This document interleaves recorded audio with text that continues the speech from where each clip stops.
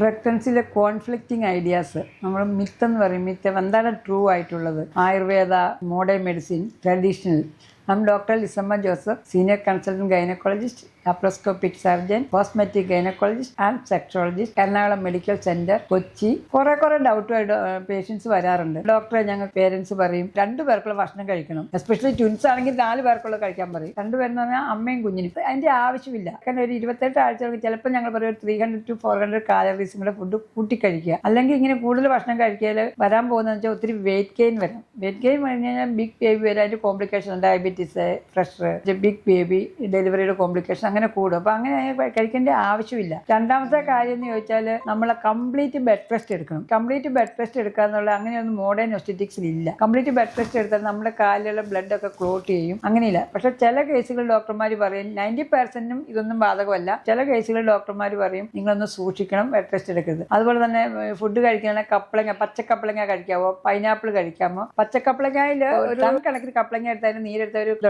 Enzyme ഉണ്ട്, അതുകൊണ്ടാണ് കഴിക്കുന്നത്. അതുകൊണ്ട് ഒരു കഷ്ണം പച്ചക്കപ്പളങ്ങ അതൊന്നും സംഭവിക്കില്ല. പൈനാപ്പിൾ 1-2 കഷ്ണം കഴിച്ചുകൊണ്ട് ഒന്നും സംഭവിക്കില്ല. അതുപോലെ കുങ്കുമപ്പൂ കഴിച്ചാൽ കുഞ്ഞു വെളുക്കുമോ?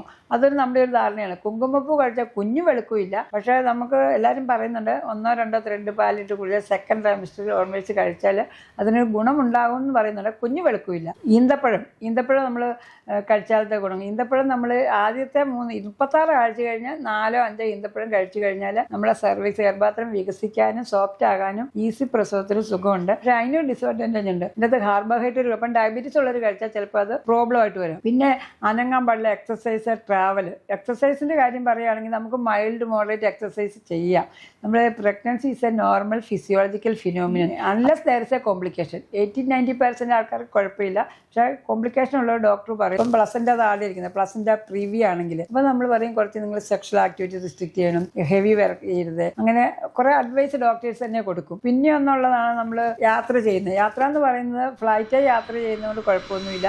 28 വീക്സ് കഴിഞ്ഞാൽ ഫ്ലൈറ്റ് യാത്ര ചില ഓരോ കമ്പനിക്കും ഡിഫറെൻ്റ് ആണ്. ട്രെയിൻ യാത്രയും പ്രോബ്ലം ഇല്ല. കാറിൽ പോകുകയാണെങ്കിൽ ഒരു 2 മണിക്കൂറുള്ള യാത്രയാണെങ്കിൽ നമ്മൾ ഇടയ്ക്ക് 1 മണിക്കൂർ കഴിഞ്ഞൊന്ന് റെസ്റ്റ് എടുത്തിട്ട് നടക്കുകയൊക്കെ ചെയ്യുക. ഇത് കംഫർട്ടബിൾ സീറ്റിങ്ങിലായിട്ട് ഇരിക്കുക. പിന്നെ നമ്മൾ ചെയ്യേണ്ടത് എന്നാന്ന് ചോദിച്ചാൽ പ്രീ പ്രഗ്നൻസി കൗൺസിലിംഗ് നടത്തുക. ആദ്യത്തെ 8 ആഴ്ചയിലെ സ്കാനിങ് ചെയ്യുക, 3-ാം മാസത്തിലെ സ്കാൻ ചെയ്യുക, 5-ാം മാസത്തിലെ സ്കാൻ ചെയ്യുക. ബ്ലഡ് ഇൻവെസ്റ്റിഗേഷൻസ് എല്ലാം പ്രോപ്പർ വേ. ഡയബറ്റീസ് ഉണ്ടോന്ന് നോക്കുക, തൈറോയ്ഡ് ഉണ്ടോന്ന് നോക്കുക, അനീമിയ ഉണ്ടോന്ന് നോക്കുക, BP ചെക്ക് ചെയ്യുക, വെയിറ്റ് ഗെയിൻ ചെക്ക് ചെയ്യുക. പിന്നെ എന്തെങ്കിലും അത്യാവശ്യമായിട്ട് കോംപ്ലിക്കേഷൻ ഉണ്ടെങ്കിൽ ആ ഡോക്ടർ പറയുന്ന പോലെ എക്സ്ട്രാ ഇൻവെസ്റ്റിഗേഷൻസ് ഒക്കെ ചെയ്യുക. പിന്നെ 28 ആഴ്ച വരെ മാസത്തിൽ 1 പോയാൽ മതി. 28 ആഴ്ച കഴിഞ്ഞാൽ 36 ആഴ്ച വരെ 2 ആഴ്ചയിലൊന്ന് പോവുക. 36 ആഴ്ച കഴിഞ്ഞ് എപ്പം വേണമെങ്കിലും നമുക്ക് പ്രസവവേദന വരാം. 21 ദിവസം മുമ്പ് എപ്പം വേണം പ്രസവം വരാം. അപ്പോൾ ആഴ്ചയിലൊന്ന് ഡോക്ടറെ കാണുക. എന്തെങ്കിലും ഒരു പ്രോബ്ലം, അനക്കം വളരെ ഇമ്പോർട്ടൻ്റ്, അനക്കം ശ്രദ്ധിക്കുക എന്നുള്ള, അനക്കം കുറയുക, വെള്ളം പൊട്ടിപ്പോവുക, ബ്ലഡിന് മയം കാണുക, സിവിയർ പനി വരിക, തലവേദന വരിക, ഇങ്ങനെയൊക്കെ എമർജൻസി ആയിട്ട് ചില സൈൻസ് ഉണ്ട്. അങ്ങനെ വന്നു കഴിഞ്ഞാലും നമ്മൾ ഉടനെ തന്നെ ഡോക്ടറെ കണ്ട് വേണ്ട അഡ്വൈസ്